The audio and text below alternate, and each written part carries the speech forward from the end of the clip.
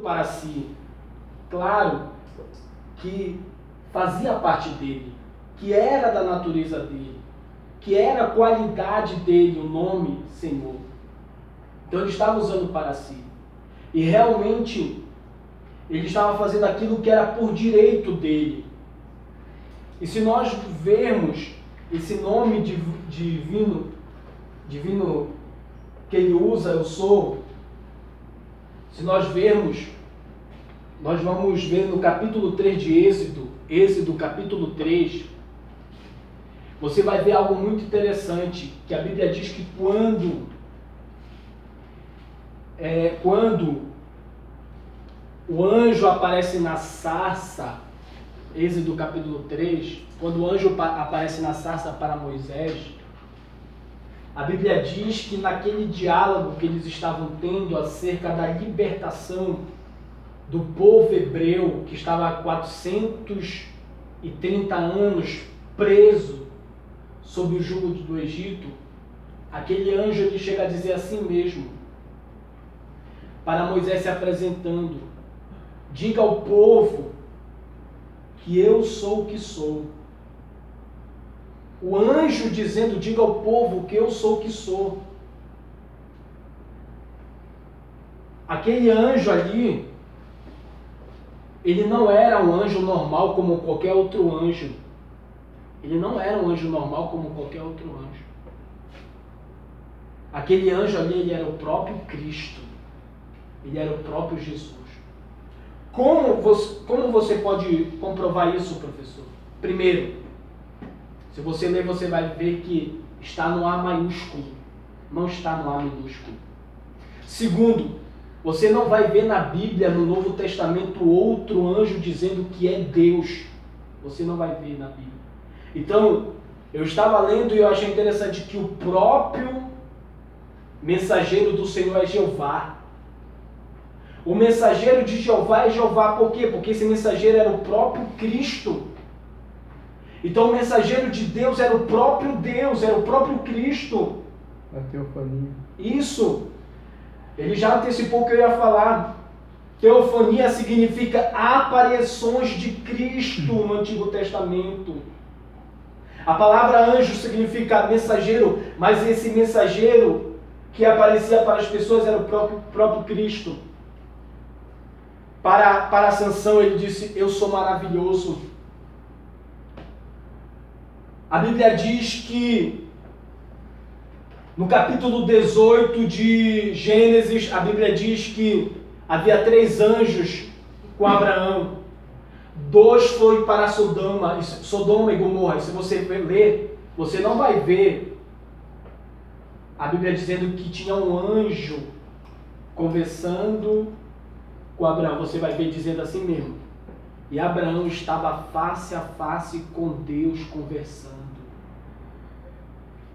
Abraão estava face a face com Deus conversando. Fala de 3 anjos, mas um ficou. E está escrito: aquele que estava com Abraão estava falando face a face, Abraão, com Deus Altíssimo. Então, esse anjo, no capítulo 3, que diz: eu sou o que sou, ele era Jesus. O que estava conversando com Abraão era o próprio Jesus também. Aí a gente vai olhar no Novo Testamento, como eu já falei. Quando Jesus se fez carne, apareceu outros anjos, se manifestou, mas não está no A maiúsculo. Apareceu para Pedro, A minúsculo. Apareceu para João, e a Bíblia diz que João caiu de joelho. E aquele anjo disse assim mesmo: não me adore, mas adore ao Senhor. Mas o anjo do Antigo Testamento lá, que era Cristo, dizia: eu sou o que sou. Que diz que ele era o Altíssimo. E ele pedia adoração. Então quem era aquele anjo que eu falei? Era Cristo. Era Cristo Jesus. Entenderam? Então, aí quando veio o Novo Testamento, ele estava reivindicando em carne. Não veio como dentro de uma teofonia, aparições de Cristo como um anjo. Porque ele pode fazer o que ele quiser.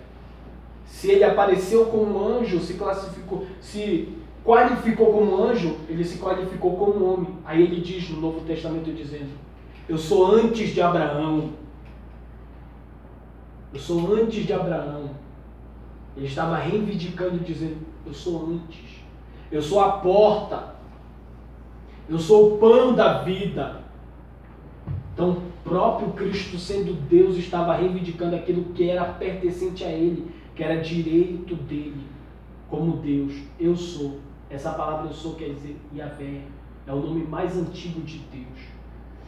Então, essa palavra eu sou, no grego, ela quer dizer, ela significa, vamos ler aqui, eu queria que alguém lesse aqui. Essa palavra eu sou, egoemi, traduzida. Egoemi. Nós estamos no 5.1. No 5.1. Ali está 5.1, mas estamos no 5.1. Egoemi.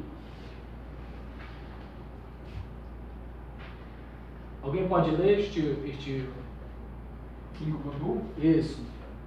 Deus revelou-se a Moisés como um nome derivado do verbo ser. Eu sou o que sou, sendo a expressão mais enfática da eternidade de deidade de Deus. Na famosa tradução Septuaginta, escrita 200 anos antes de Cristo, o eu sou foi traduzido para o grego como egon eimi, expressão esta bem conhecida pelos judeus no período neotestamentário. Vocês viram? Essa palavra eu sou, do hebraico para o grego, ela é traduzida egoimi. Está bem aqui ao lado que diz assim: eu sou, eu fui e eu serei. Ou seja, eles não usam como uma tradução literal, foi um meio para poder eles dar um significado, um meio para eles darem um sentido da palavra eu sou o que sou. Então, no 5.2, como nós falamos, ele fala que ele era antes de Abraão, ele estava reivindicando. Agora no 5.4, a palavra Senhor, isso aqui está falando dos nomes que Jesus estava atribuído para si e dos nomes que era atribuído para Jesus. A mulher cananeia chegou a dizer: Senhor, ela disse assim mesmo: Senhor, tem misericórdia de mim. Ela fala: Jesus, filho de Davi, tem misericórdia de mim. Mas logo, naquele diálogo, naquela conversa, ela adora e diz: Senhor, me socorre. Essa palavra Senhor, ela quer dizer mestre, ou ela significa dono também. Ou seja, ela tem vários significados. Ela quer dizer mestre ou dono, mas ela está relacionada também com a divindade de Cristo. Está relacionado à divindade de Cristo. Dentro de uma aplicação do vocativo Kyrios, que quer dizer Senhor, Mestre, que é atribuído a Cristo como divino, os próprios discípulos e o apóstolo Paulo chegou a usar os versículos do Antigo Testamento para o Novo Testamento. Lembra que eu falei que os apóstolos usavam o que estava no Antigo Testamento para o Novo Testamento para comprovar que Cristo era Deus? Vamos ler que diz aqui 5.5. Alguém pode ler Romanos, no capítulo 10, versículo 13. Aí outro procura Joel capítulo 2, versículo 32. Só esses dois versículos mesmos para a gente ler. 5.5. Aplicação do vocativo Kyrios pelos discípulos. Os escritores do Novo Testamento aplicaram textos do Antigo Testamento e se referiam a Deus como Senhor, a Jesus Cristo. Pois é, a gente já falou isso, que eles utilizavam versículos do Antigo Testamento para o Novo Testamento para comprovar que Cristo, ele era divino, ele era Senhor, ele era Deus, ele tinha a natureza divina. Então, Romanos 10:13. Porque todo aquele que invocar o nome do Senhor será salvo. Joel 2:32. E há de ser que todo aquele que invocar o nome do Senhor será salvo, porque no monte Sião e em Jerusalém haverá livramento, assim como o Senhor tem dito, e nos restantes que o Senhor chamar. Vocês perceberam que Joel fala que todo aquele que invocar o nome do Senhor será? Será? Salvo. Aí Paulo vem e fala que todo aquele que invocar o nome do Senhor será? Salvo. Então ele classifica que o mesmo Senhor do Antigo Testamento é o mesmo Senhor do Novo Testamento, Jesus Cristo. Então, os apóstolos, Paulo, os evangelhos, os personagens bíblicos que clamavam por milagres, eles não fugiam de uma visão que a quem eles buscavam e a quem eles falavam, eles não se isolavam e não fugiam, que dizia que ele era Senhor, que ele era Deus, que ele era divino. Então eles não isolavam isso das pregações deles. Entenderam? Agora nós vamos... O 5.7 fala que ele aceitou a adoração. Se Cristo fosse apenas humano, ele não aceitaria adoração. Pedro, no capítulo 2 de Atos, quando se dobraram e ali mostraram uma reverência, querendo colocar ele dentro de uma santidade, querendo reverenciar ele como Deus, ele interviu e pregou dizendo que Jesus era o Salvador, que Jesus deveria ser invocado para as pessoas serem salvas. Ou seja, Pedro, ele intervém a adoração, mostrando que quem merecia a adoração era Jesus. Mas Jesus como homem, Pedro, eu estou fazendo uma comparação, Pedro homem não aceitou. Pedro homem não aceitou. Mas Jesus como homem, ele aceitou a adoração. Por quê? Ouvi bem baixo. Por quê? Porque ele era Deus. Então ele aceitou porque ele era Deus. A Bíblia diz que quando criança, no capítulo 2 de Lucas, a Bíblia diz que o Simão, que estava no templo do Senhor à espera do Salvador, levantou e o adorou. Ana profetizou dizendo acerca que ele era o Salvador e adorou. Ana também, a profetisa que ficava no templo do Senhor todos os dias. O leproso se ajoelhou e adorou. A mulher cananeia que eu falei aqui, ela adorou. Então, ele aceitava a adoração porque ele era o próprio Deus divino. Ele era o próprio Senhor.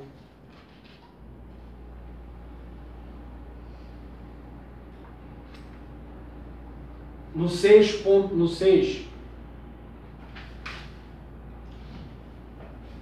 a identificação Jesus como Yahvé. A identificação de Jesus como Yahvé. A Bíblia diz que Deus ele não divide a glória dele com ninguém. Ele não divide a glória dele com ninguém. A glória de Deus, sabe quem é? É Jesus. E a glória de Jesus é Deus. No capítulo 6 de Isaías, Isaías vê alguém assentado no trono e a glória de Deus tomando aquele tempo. Aí vem Hebreus que fala que a glória de Deus era o próprio Jesus. Então comprova ali que não há uma divisão. Comprova que é um Deus somente. Que atuam juntos. Que realizam todas as coisas juntos. Então, a glória de Deus é o próprio Senhor Jesus. E a glória de Jesus é o próprio Deus. Essa glória, ela é intransferível, como eu já falei, porque ele não divide para ninguém. No 6.4, nós vamos ver a salvação de Deus. No 6.4. Que nós já falamos aqui que o Paulo falava que ele, se invocar o nome dele, será salvo. Joel profetizou sobre isso também. Mas eu quero que vocês lessem Isaías no capítulo 45, versículo 22. Isaías, capítulo 45, versículo 22.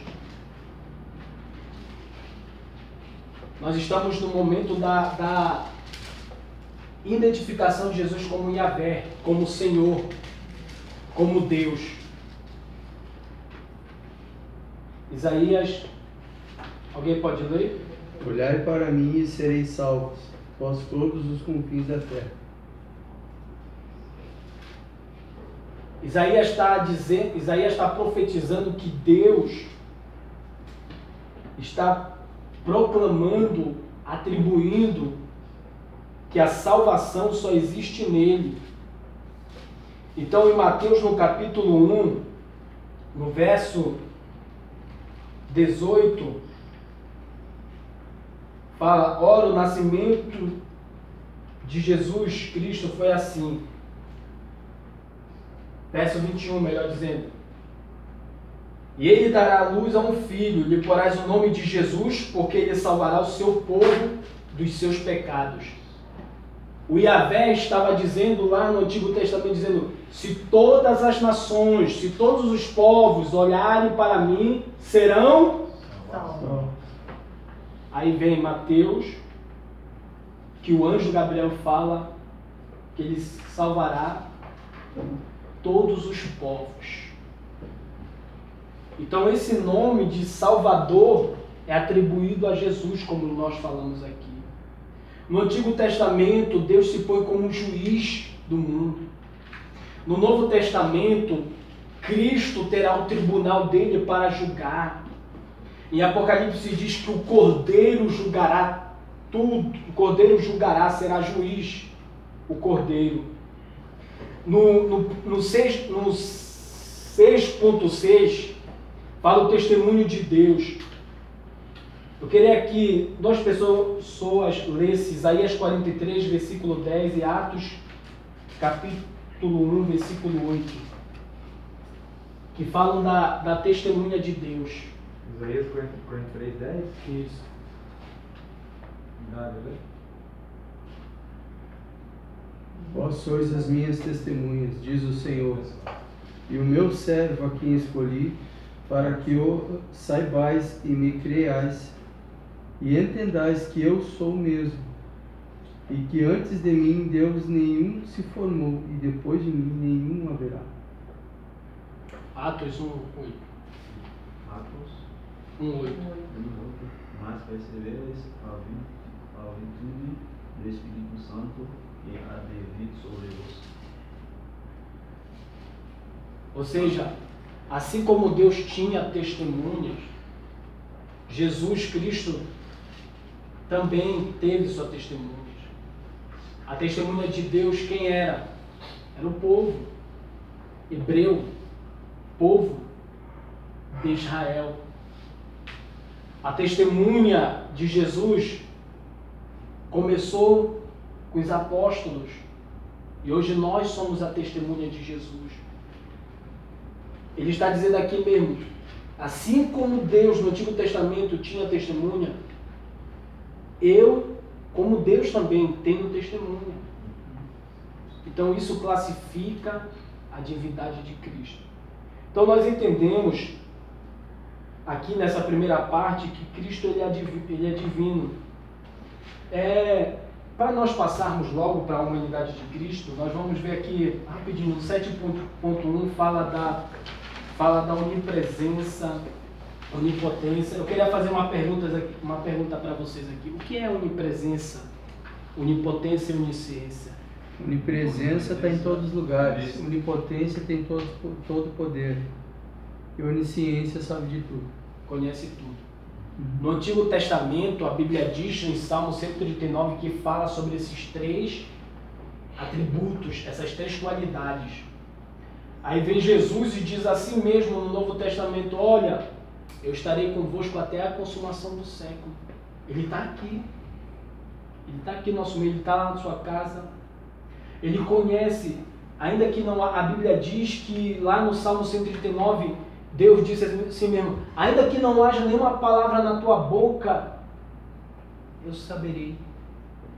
Aí a Bíblia diz no capítulo 2 de Marcos que Jesus, olhando para os corações dos fariseus, sabia o que eles pensavam. Comprova que ele é Deus. Divino. Isso. Então, nós entendemos que ele é divino. Agora nós vamos passar para a humanidade. Vamos, nesse momento, depois de passar para a humanidade, a gente vai ter um intervalo agora, nesse momento. Vamos ter um intervalo apenas de 10 minutos. Antes desse intervalo, 5 minutos, pode me perguntar alguma dúvida? Pastor, ali ele fala lá para os apóstolos, quando ele vai dizer: eu vou, o Pai me envia o meu Espírito, né? Sim. Então, o nosso relacionamento seria diretamente com o Espírito? Porque, vou falar assim, Deus, ele envia quem para nos salvar? Ele envia quem para nos salvar, Deus? Jesus.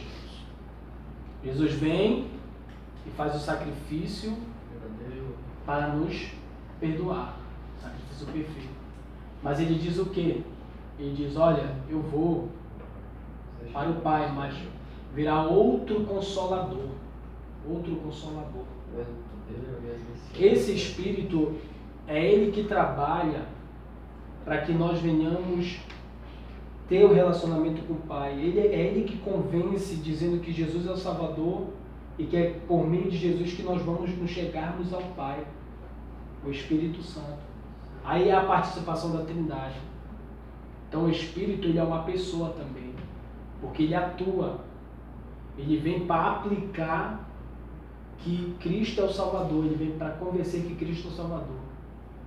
Então é por meio dele que nós só temos relacionamento com Deus, com Jesus, através do seu trabalhar, da sua regeneração. Mas ali o intercessor. Ele é intercessor, consolador, ajudador, advogado. e que convence, e advogado. Entendeu? É isso, ele atua nessas funções. Ninguém vai Com os pai três, com ele, né? com os 3, a gente pode ter relacionamento, mas cada um trabalha numa função. O Espírito veio para quê? Para nos confortar, para nos dar poder, para nos dar dons espirituais, para nos dar frutos, para poder nós sermos semelhante a Cristo.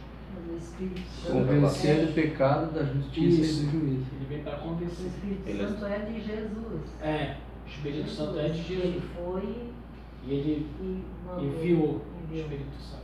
Porque quem blasfema Entendeu? contra o O Espírito Espírito Santo Santo é uma pessoa. Entendeu? Que vem para Pode ser, trabalhar. né? Tem muitas assim, pessoas que falam, né, que já ouviu falar por pastores que ele é intercessor. Eu acho que não, porque eu já vi falar, né? Nosso intercessor a Deus é Jesus Cristo, né? Não, o Espírito Santo, a Bíblia diz em Romano que diz que ele intercede por nós, ou seja, com gemidos inexprimíveis. As nossas orações, elas só são válidas diante de Deus porque há alguém que está intercedendo por nós. Então ele seria o próprio Jesus. Não. Não. É o Espírito Santo. Ele é o Espírito Santo. Ele tem o mesmo poder, Ele né? tem o mesmo poder. Jesus. Quando ele diz assim, vou deixar o Consolador, ele está dizendo, eu estou deixando uma pessoa que é igual a mim, que não é nem menos nem mais, mas é igual, tem tudo, os atributos, vai ter onipotência, onisciência, vai ser maior da mesma forma que Cristo também se ofende quando nós pecamos. Então, o Espírito Santo, ele é uma pessoa. Ou seja, ele não é Jesus. Ele é uma pessoa divina que participou da eternidade com Deus também. Lá no capítulo 1 de Gênesis, versículo 1, a Bíblia diz que o Espírito pairava sobre as águas. Entendeu? Ele pairava. Ele atua acerca de nos convencer dos nossos pecados e aponta que a salvação é por meio de Cristo. Está entendendo? Alguma dúvida ainda? Não. Ele é um espírito, só que é santo. É. E a blasfêmia contra ele é o único pecado que não é perdoado.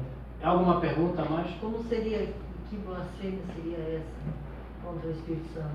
Não reconhecê-lo? Porque se nós olharmos o contexto, ali da Bíblia, a Bíblia diz ali que dentro do contexto, Jesus estava fazendo milagres. E eles classificaram aqueles milagres dizendo que era demônio. Que ele fazia milagres dizendo que era demônio. Entendeu? E os fariseus, eles eram conhecedores do Torá. Eles eram conhecedores da Bíblia.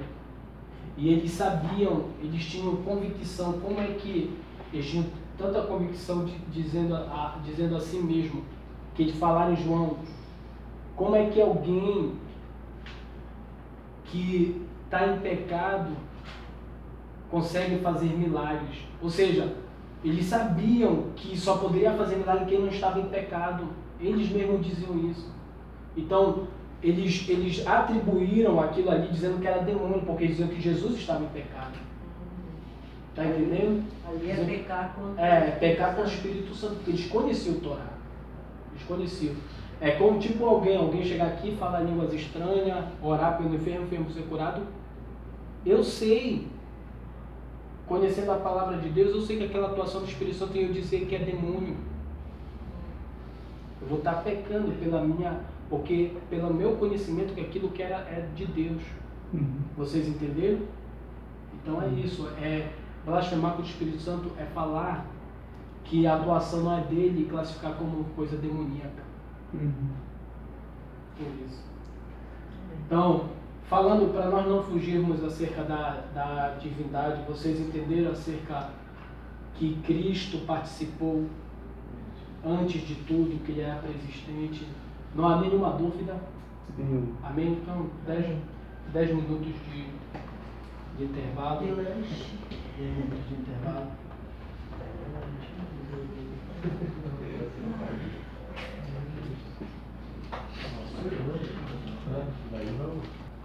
Da humanidade. A gente falamos da divindade, que ele era Deus. Agora a gente vai falar da humanidade. Os evangelhos, eles comprovam que Jesus era humano. Agora, por que ele era humano? Como a gente pode perceber que Jesus era humano? Como nós podemos perceber? Jesus é humano? Não, como nós podemos perceber que ele era humano? Porque também tem pessoa que fala Jesus é 100% Deus e 100% humano. Porque Sim. ele vive, ele sabe que ele passa por Maria, né? De Maria, porque ele passa por uma pessoa, ele tem sangue também, ele está com fome, está com carne, ele teve sede. Diz que ele estava cansado. Cansado também. Isso, Todos os atributos de vocês estão entendendo? Eu acho Isso. mais interessante que essa questão do 100% humano foi falada na outra aula, até a gente comentou sobre isso, né? E tinha um ponto do estudo que eu não me lembro agora se foi até no curso de teologia, né, que falava que se nós olharmos para Jesus, quando fala da tentação, né, do pecado, ele suportou uma tentação muito maior do que qualquer um de nós conseguiria suportar, porque nós teríamos pecado muito antes do que ele precisou suportar, né? Então, apesar de ser 100% homem, ele teve que ser muito mais, digamos, muito mais perseverante e muito mais forte do que qualquer um de nós pensaria em ser. Nós sucumbiríamos muito antes do que talvez isso. não forte, mas obediente, né? Exatamente. Jesus ele era humano, mas ele era sem pecado. Mas não significa que ele era sem pecado, que ele esteve isento ou ausente de tentações, de agrúrias, de provações, de ter sede, de chorar, de se entristecer. Não significa que ele não passou por isso. Então, se nós olharmos aqui, ele tinha as duas naturezas, mas a natureza divina ele não usou. Ele não usou. Paulo chega a dizer assim mesmo, Paulo, no capítulo 2 de Filipenses, no versículo 6 e 7, ele fala que ele era Deus, mas ele aniquilou-se, ele se esvaziou, e ao ponto de se tornar homem.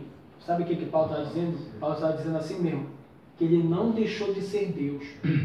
Como eu falei, ele trazia nele a natureza divina, mas os privilégios de Deus ele não usava, as prerrogativas de Deus ele não usava. Não em benefício próprio, né? Isso. Se tornou menor do que os anjos. Isso, menor do que os anjos. Hebreus 1 fala isso. Isso. Ele se tornou menor do que os anjos. Então, fala sobre isso daí.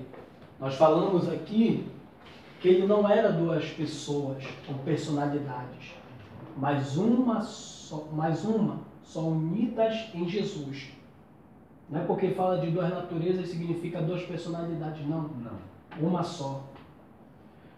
Aí Pilatos vem falar que eis aqui um homem classificando Jesus como ser humano. Jesus, ele era tão humano que a mulher samaritana, ela olhou para ele e classificou ele dizendo assim, meu irmão, mas tu é judeu, porque ele tinha aparência de homem. Seu sotaque era sotaque de judeu. Seu jeito, seu comportamento era de judeu. Então ele era homem mesmo, ao ponto de as pessoas olharem e ver a aparência humana de Cristo. Os evangelhos, o próprio Jesus nos evangelhos mostra que ele se classifica dizendo que ele era filho do homem. Essa palavra filho do homem, no grego, ela quer dizer assim, membro da humanidade. Membro da humanidade. Ela significa humano. Ela significa humanidade. Jesus se classificava como homem. Os evangelhos usam essa expressão 69 vezes. Os evangelhos usam essa expressão, dizendo que Jesus ele era filho do homem. Eu falei que ele teve agrúrias como homem. Então significa que ele era tão humano que ele teve o quê? Antes do seu ministério? Profissão. Ele teve uma profissão de carpinteiro. Ele serviu os homens. Ele serviu os homens. Agora, 3.1. Procura 3.1. Pastor, posso fazer uma pergunta? Pode. Ali quando a Bíblia diz que façamos o homem a imagem e semelhança nossa, o que quer dizer isso? Era ali uma conferência entre a Trindade. Foi uma conversa entre a Trindade para poder realizar a criação humana. Entendeu? Os testemunhos de Jeová falam que foi anjos que conversou com Deus, mas não. Foi uma conferência ali entre a Trindade para poder trazer a criação humana. Está entendendo? Então, mais uma prova, né, de que Jesus estava com Deus com desde o ele, princípio, a né? participação. Que nada foi feito sem intermédio dele.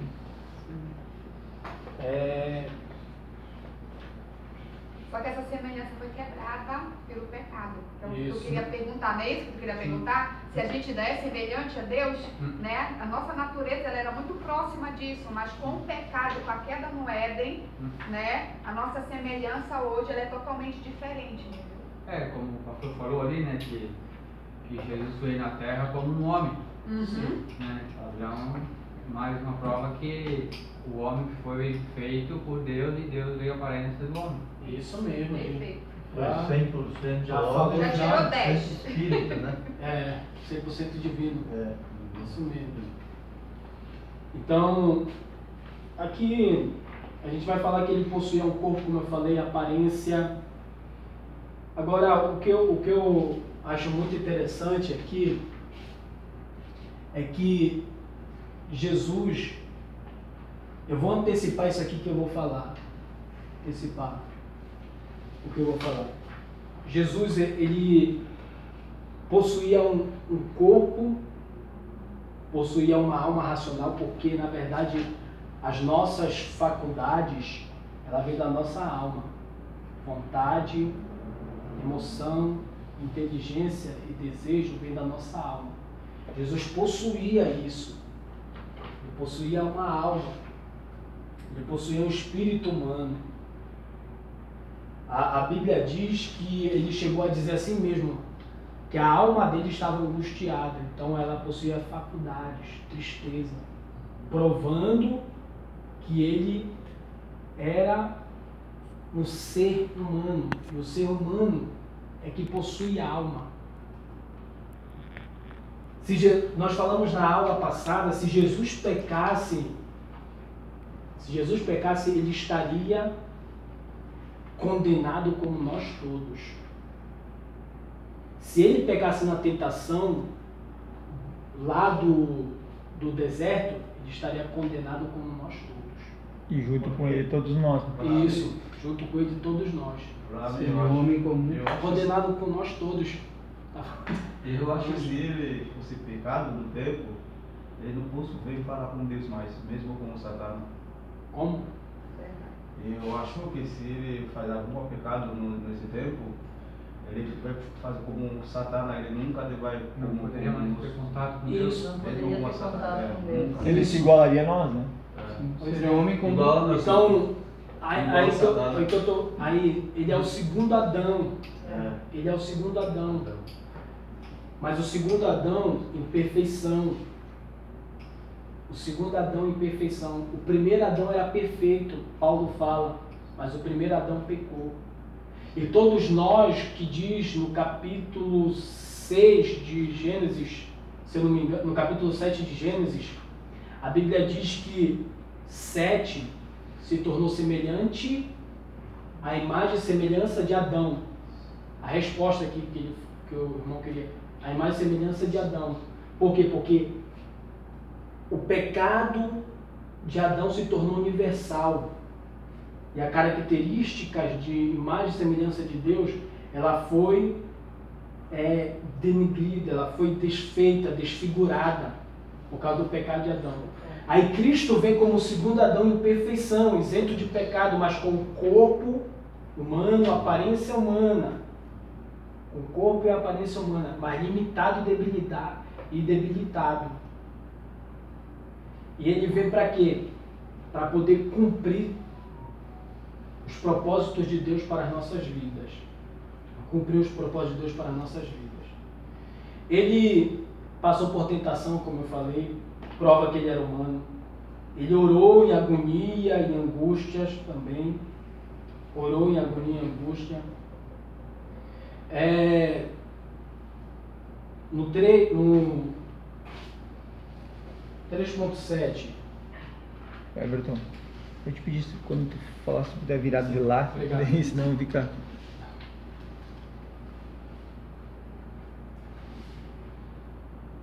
É, 3.7. Nomes humanos foram dados a Cristo como provas da sua humanidade. Lembra que eu falei aqui no começo? Jesus, Nazareno, o que mais? Profeta, o que mais? Carpinteiro. Então, foram nomes que foram dados.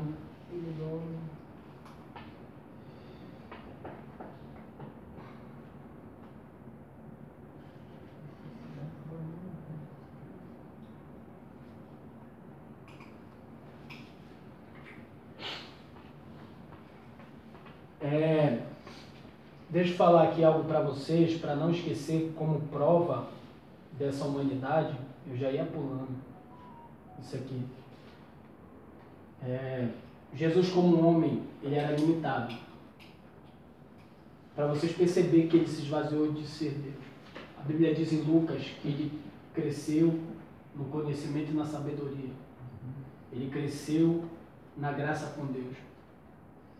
Eu e você, nós temos que crescer no conhecimento. Aqui é crescimento de conhecimento. Nós temos que orar para crescer em quê? Na graça. Na graça com Deus. Na intimidade com Deus. A Bíblia diz que ele cresceu entre os homens. Ou seja, socialmente, se inteirou. Então, se ele cresceu, significa que ele era limitado. Limitado. Significa. Então, aí comprova que a parte divina de Jesus não foi usada. Porque ele teve que orar, ele teve que ir para a igreja. Jesus, gente, isso aqui é para nós, que a gente precisa estudar teologia, as doutrinas sistemáticas, para nós crescermos com Deus. Nós precisamos orar, nós precisamos jejuar para ter intimidade com Deus. Nós precisamos estar na igreja para poder adorar a Deus.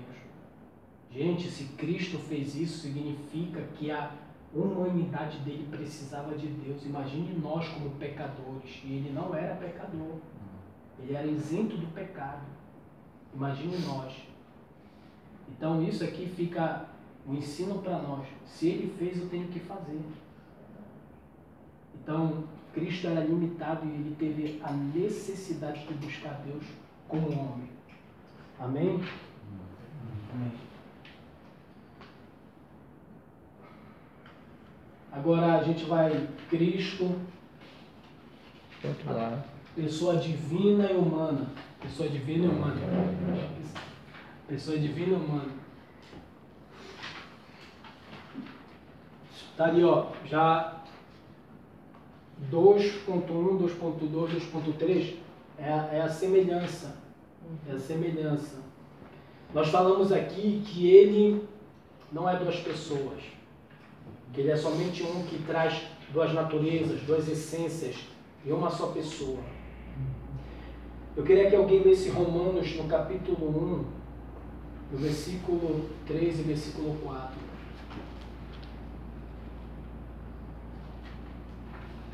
Romanos capítulo 1, versículo 3 e versículo 4.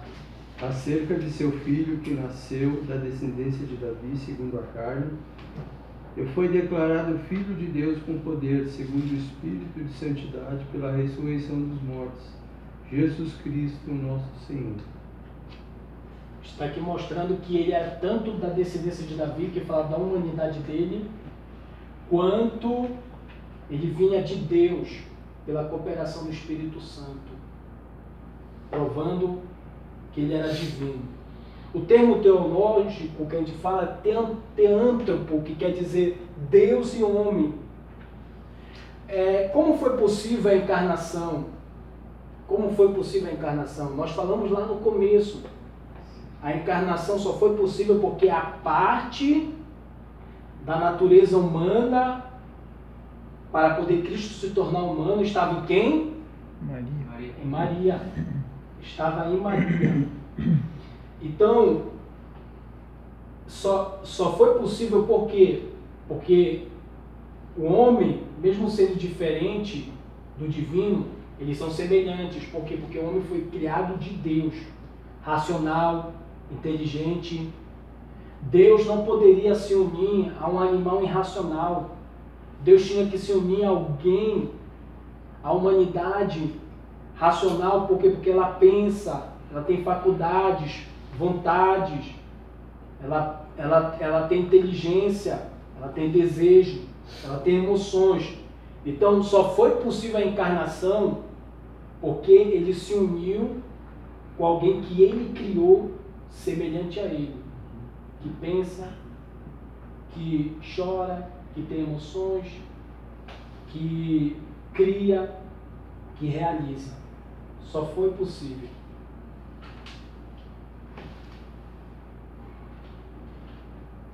Como efetivou a união teotrópica? Isso aqui eu vou ler porque aqui já está explicado. Isso daqui. É necessário nós entendermos que uma pessoa só passa a existir por causa de sua natureza humana.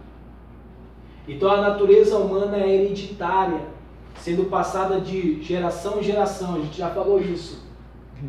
Por isso que se cria a genealogia, porque a natureza é passada, a natureza é transmitida. No caso de Jesus, a sua natureza humana estava em Maria. Ao ser gerado no seu, o Logos divino uniu-se à humanidade, tornando-se assim Deus humano. E o poder do Espírito Santo substituiu o elemento masculino. Então ele substituiu o homem. Só pode nascer através da participação de um elemento masculino. Geração de um filho, cooperando com a concepção milagrosa de Jesus no útero de Maria. Está aí a resposta, como ser